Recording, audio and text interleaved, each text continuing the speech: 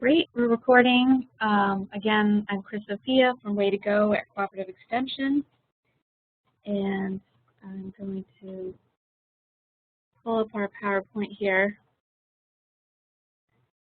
So welcome again to all of you that are here in person and to anyone who might be listening remotely. This is a transportation training for helping professionals, and we'll be orienting you to the transportation services, strategies, the resources available in our area so that you can help other folks in your different capacities figure out how to get where they need to go. This is our plan for the training.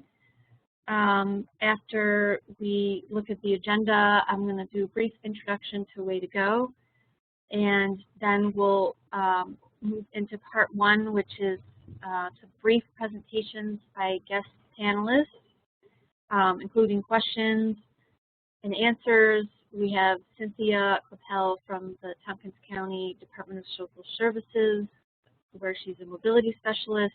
We'll hear from Anna Cook at Ithaca Car Share. There are different plans, including low-income, a easy access plan for low-income qualified members. And we'll hear from Jonathan Madison, who also works with Way2Go, about coordinated travel training in the county.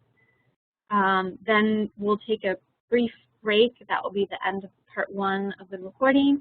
And we'll come back to go over a bunch more information that will include a tour of the Transportfolio binder information, which is available in hard copy. Some of you have one in front of you, and that's available also for your colleagues or other folks that could use something at their desk. And it's also available online. All the pages and most of the materials of the Transportfolio can be viewed or downloaded from the Way2Go website. And so we'll take a look at that as well. And we'll do any final questions and answers, and then we will wrap it up. So any questions so far? Way2Go is a transportation education program at Cornell Cooperative Extension, and we work very closely with many partners across the county. And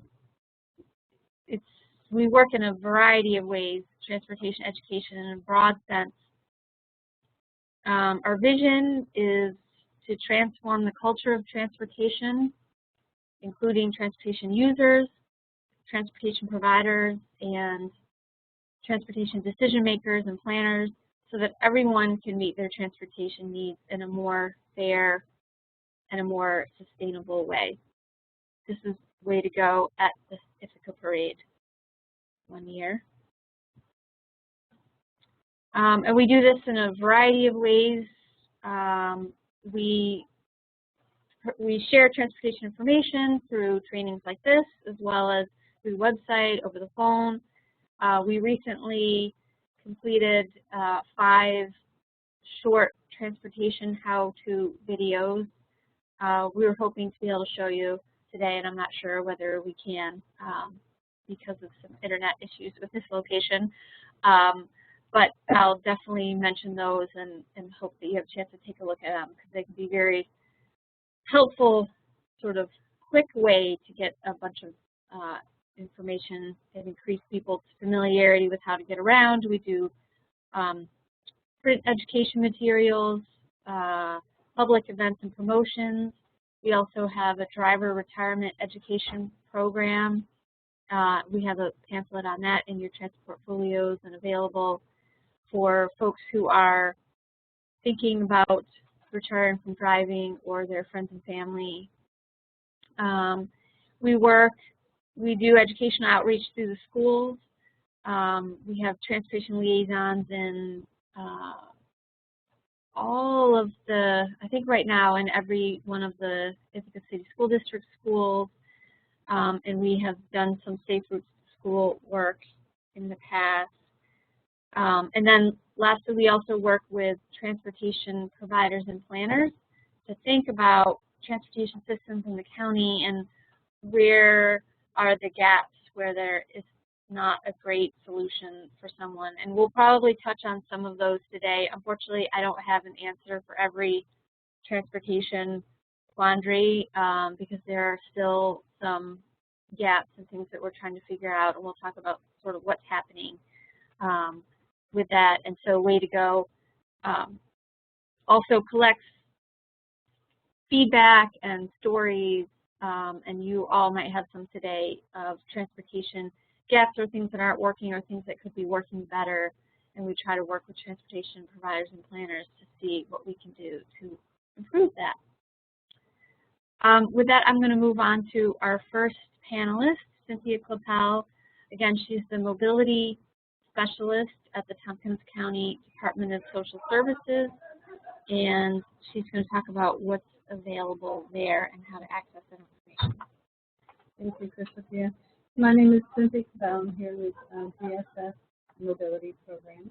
I wanted to focus first on the Working Adults Transportation Assistance Program, and I think in your transport portfolio, we do have a rack card like this towards the very back. If you just open it up to the very back, you'll see that there. So with transportation assistance, what we do have available for support is help with bus passes for people who are employed or looking for work. So for those who are employed to qualify to follow the bullets on here, it has to be a working adult, meaning they're getting a pay stub. So if they're volunteering, that's not considered working, it's volunteering. They need to live in Tompkins County, be a U.S. citizen, or have a immigration status that makes them eligible. And their household income must be eligible. And there's a brief chart here that gives you, for a household of one, for example, the monthly income limit would be $1,396. We can see it up here too on the screen if you haven't found it in binder. Okay. So they can get a 1-month bus pass at no cost if you're working 4 days or more per week, or they could opt to get 2 months of a bus pass discount of about 50%. If a person is looking for work, they would get and meet all those eligibility guidelines, except for working would become actively looking for work. What they would receive is 3 one-day bus passes for a 2-week period, and ongoing until they had found work or the program had distributed the last of its money. It is a program that doesn't have an infinite pot of money. So it comes and goes, and just say that as an advance notice. So that's what's available. We have had gas cards. We no longer have gas cards. So it is bus transportation support only. Moving on from, do you have anyone have questions about that and how it works? No. Absolutely. Absolutely. And it is a once in a lifetime support. It's federal money. It was intended to be short-term, one-time only, and that's how the program is run. And a person could, for example, get work, find work, get the transportation support, and then lose their job and come back and potentially get support for their job search again. I say potentially because if they lost it because they chose to leave the job, then the program would not give them support for looking for work because they chose to leave that job. Okay. So basically, people can only get this once in their lifetime, so one time only. It is meant as short-term financial support with transportation and secure employment to veterans' life.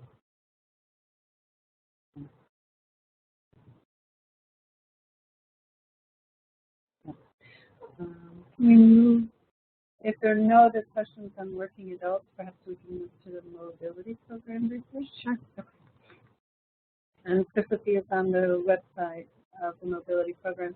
So the mobility program also provides information on transportation to help with transportation quandaries. So I take a lot of calls from people who are looking for help on, how can I get to new job sites, or I have a medical appointment, I don't have Medicaid, how can I get to this appointment? Sometimes it's about the location and how do I physically get to this location, or my mode of transportation that I have been using, my car, etc., it's in the shop, and I can't use it today, or I can't use it tomorrow. How else might I get to this appointment? Do you have any accident? Or it might be a financial concern about the transportation. So consultations are a big part of what the mobility program offers, and my partner and I believe is Way2Go and 211. And you also notice there are sheets showing in the mobility program website that reference, what's available in the town of DMV, what's available in the town of Uvalde, etc. So it's meant as a resource for everyone to use, whether you're an individual person looking for help and you came across this website through the Tompkins County homepage and Department of Social Services and clicked on the mobility program, or you're a person in the helping profession and you have someone you're working with who lives in Enfield or who lives in Groton and they are having a hard time getting someplace. So this is a quick, easy resource. You can pull that information and say, okay, here you go. Try some of these things and get back to me.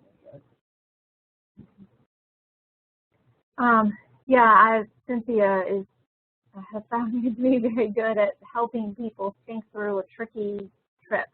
Like how do you piece together this form of transportation with that service.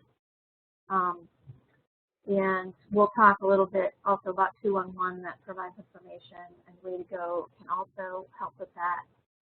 But I know you can help people figure out some tricky trips. And I wondered if you wanted to say anything. I know this isn't your area, but about Medicaid transportation. Certainly. Medicaid transportation. First of all, to get Medicaid transportation. Yeah. Oh, okay. To get Medicaid transportation, you actually have to have an open case with Medicaid. So it's not Medicare; those are different. Medicaid. So if a person has Medicaid transportation, they might have Medicaid transportation. Did I say the same thing twice? Okay. If a person has Medicaid, they might be eligible for Medicaid transportation. So not all types of Medicaid, the federal insurance Medicaid, give one access to Medicaid transportation. It used to be a couple years back that was generally the case. But Medicaid, the federal insurance, has changed some over the few years. So I would say as folks come to you and they have Medicaid and they're looking for a way to get to their doctor's appointment, have them start by calling Susie at Medicaid Transportation, which is listed all over the transport folio, but the number is 274-5330, and ask them to have a discussion with Susie. This is my name, this is the exact kind of Medicaid insurance I have. I have Child Health Plus, or I have Family Health Plus, or I have Fidelis, or whatever the type of Medicaid insurance that it is. Specific program, and ask, with that Medicaid type of insurance, do I have access to Medicaid transportation? So that's kind of the first part to figure out. Then after that, if the person does have access to Medicaid transportation, it's easier. So what they would do is kind of two simple steps. One is when they make that appointment with their doctor for a Medicaid appointment, they would have the doctor's office fax over a statement of their upcoming appointment to Medicaid transportation. You simply ask the front desk to do that.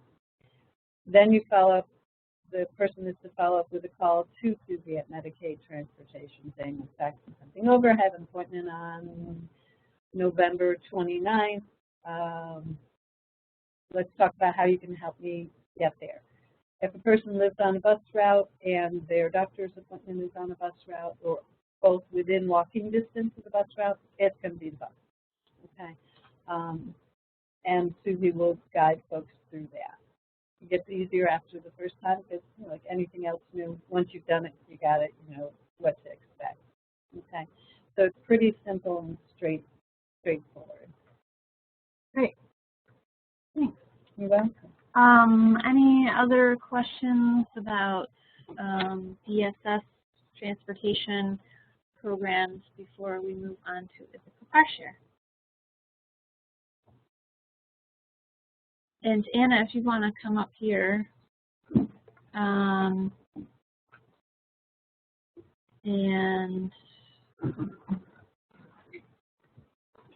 I've got your website pulled up. That is helpful.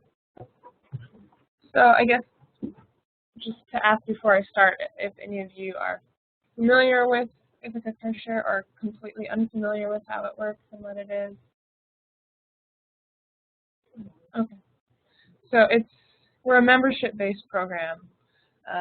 You know, people will buy a membership, which is either monthly or yearly, and that gives them access to reservations on any of the vehicles in our fleet. So we have 21 cars, a pickup truck, and a minivan. Each of our vehicles is located at a home parking spot somewhere in the city of Ithaca. So if you have a reservation on that car, you would pick it up and leave it in the same spot. And I can't pull up the map, it looks like. That's okay. But they're all within the city of Ithaca. Many are downtown and several also on East Hill.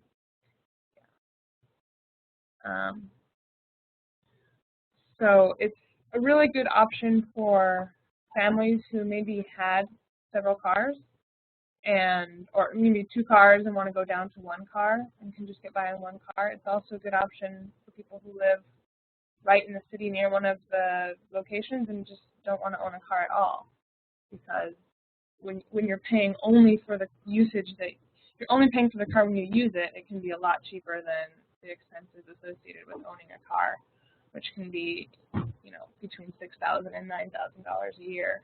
I think are the numbers that AAA put there. Yeah, that's the average cost, which is like right, $400 to $500 a month.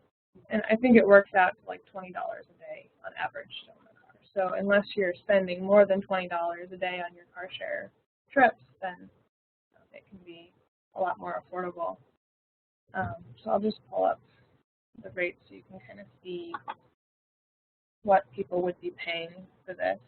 So like I said, there's a membership fee, which is either monthly or annual. We have 2 different rate plans. One is designed for lower use, just in case you really only occasionally will need a car. And it's My Car, which is, you know, designed to replace ownership of a vehicle. You pay a little bit more for the membership on that plan, but then your hourly rate is almost half as much. Can I pipe in about the just in case membership for a minute? Just in case membership can be great if a household has a car, but they generally share, but they occasionally need that second car. And because the car share fleet also has the minivan, right, and a truck. You know, I have a car, but I have a just in case membership, for example, so that I can use the truck sometimes if I'm moving furniture or something like that. When you use the cars, you also pay 30 cents per mile, but that covers gas. So these rates here cover gas, they cover insurance. You're covered under our insurance when you drive, and it covers, you know, maintenance, anything like that, and we take care of that. We do also have a low-income version of our It's My Car monthly plan, which is called the Easy Access Plan. It is subsidized by federal money, and it is open to people with an income level of 150% or less of the federal poverty guidelines. So it waives the application fee, which is normally $40.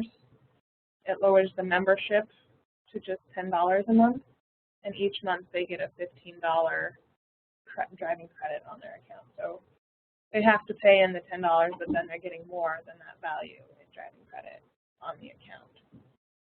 So great, and also that credit can roll over. So if they don't use it in a particular month and they are still a member the next month, you can use that credit. Also, it's month to month, so you don't have to commit for the whole year. You pay $10, use it for that month, use your $15 credit and pay, you know, for more than that. But if you don't use it, it can roll over to another month. One thing about Ithaca Car Share that works for some people who don't have access to car rental is that we don't require a credit card. It's easiest and most people pay using a debit card on their account, but it is possible to pay by cash or check. We have a system set up at Alternative Federal Credit Union where you can just go in there. We have a special deposit slip and you can make payments to your car share account at the bank, or you can come to our office, which is downtown. It requires prepaying for trips, but for a lot of people on our Easy Access plan, we find that helps them have access to it and keep up with their payments and not have to worry about bounces on credit cards or debit cards. One word of warning about Ithaca Car Share is that it's not really ideal for a work commute, unfortunately, because you're paying by the hour. Even for the time, if you drive somewhere and the car is parked, you have to pay for the time that you have the car reserved. So if you're making money but at the same time paying for the car for that whole time, it ends up not being a great solution for a work commute.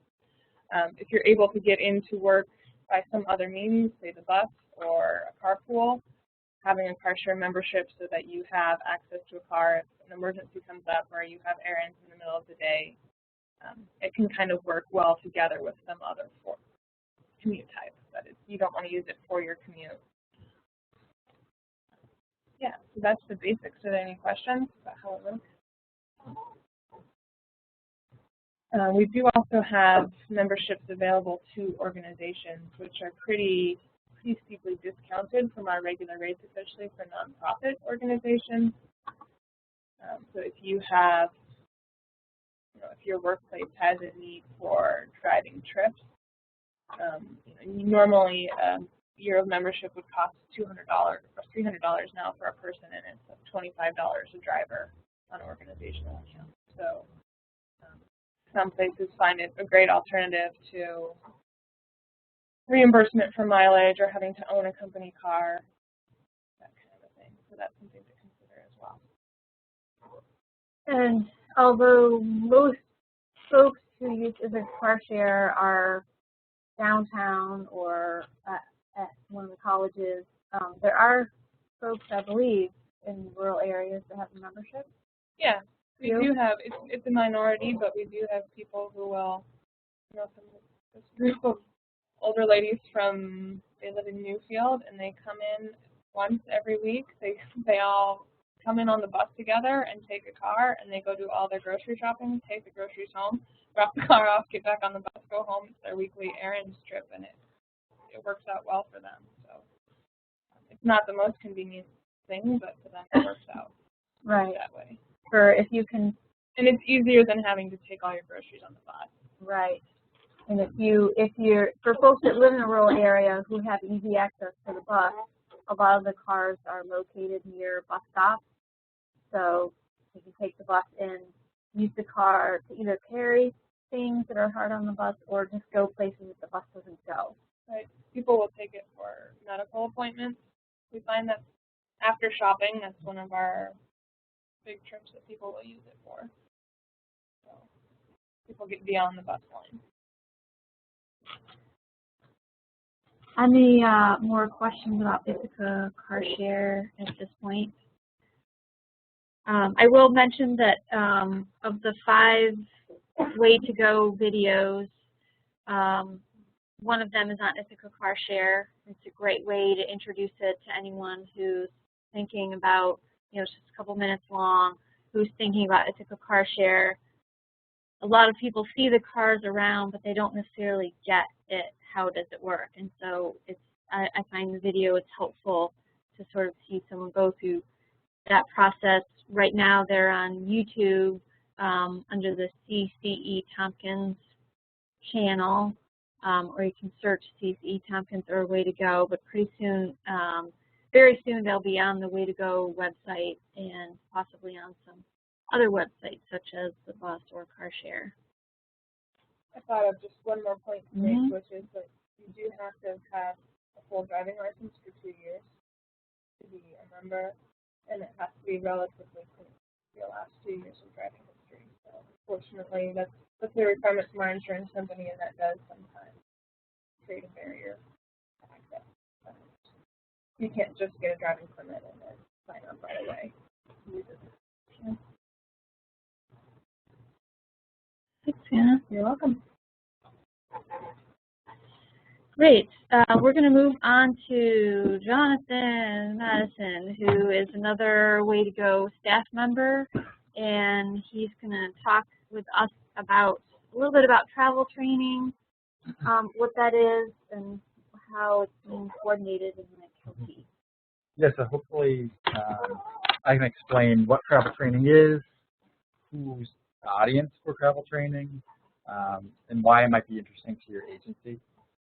And then also offer you some ways to get involved with travel training in Tompkins County.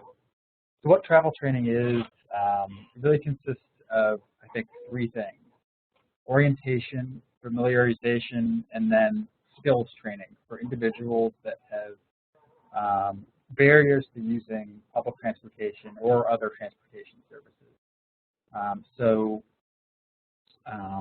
One example of this might be just having a workshop with older adults and teaching them about what transportation options are available. That's like the most basic form of travel training. But then it can get a little bit more in-depth. So say you have a client with disabilities, maybe they're in a transition program at high school, so they have learning disabilities, and your travel training would consist of taking that individual on the bus and teaching them the skills that it takes to use the bus independently. So that would be the more intensive side of travel training. And then another example, kind of in the mid-range, is familiarizing individuals with bus systems. So taking a group of older adults on the bus to show them what it's like to ride the bus and kind of get them used to how it works. And that can really help them feel more comfortable riding the bus on their own in the end, but it doesn't really teaching them skills because they really have the capacity to do that on their own. So yeah, so it's orientation of transportation options, one-on-one comprehensive training, and some of the target audiences are people with disabilities, older adults, and then maybe individuals with limited English proficiency, so immigrants, refugees that are living in Ithaca might be an appropriate match for travel training. And I think the benefits are pretty clear. It can really help your clients become more independent if they're facing transportation barriers. You find a lot of people won't actually use the great public transportation system we have here because they've never actually ridden on the bus, and it's kind of intimidating to get on the bus for the first time. So travel training can help them overcome that initial barrier and get them on the bus. It can reduce agency transportation costs because we find that a lot of agencies that work with these target populations are having to drive their clients to medical appointments and arrange transportation with gadabout for their clients. So if their clients can ride the bus independently or use transportation more independently, it really can take that burden off of human service agencies. And then I think as a broader goal, as a society, it creates a more equitable and sustainable transportation system if you have all types of people able to travel independently. It really opens up what these individuals are able to do in Tompkins County and makes it more fair, I think. So some ways you can get involved with travel training if it sounds like it's a good match for you and your agency. One thing that I've been organizing is a travel training network, so it involves different people from human service agencies who work with these target populations. And what we do is kind of exchange the latest on travel training in the county, so what services are available, but also collect information about what needs to be done to improve travel training in the county. And one thing that we've kind of come to consensus with the network is that there is really no formal travel training program right now. So there are a few agencies that are offering it internally. So Challenge, for example, offers it to their clients. But what we're working on right now is to create a program that's open to all. So your agency would be able to refer your clients to the program. So that's kind of the big project that we're working on. It's really long term, so it's not going to happen anytime soon. But right now we're in the planning stages. So this travel training network, we meet monthly. So if you'd like to get involved, definitely talk to Sophia afterwards and just mention it to her. Also, there's often emails out to the Human Service Coalition listserv, so that's probably how many of you figured out that this event is happening. So keep your eyes open there. And then just a quick announcement that on the 29th, we're doing an introduction to travel training workshop. So if you want to learn how to actually do travel training, I would invite you to attend the travel training workshop on the 29th. It goes from 9 a.m. to 4 p.m., so it's an all-day affair, but it really is comprehensive. So after this workshop, you really have a better sense of how to do this training. So I think that's it. Is there any questions about travel training?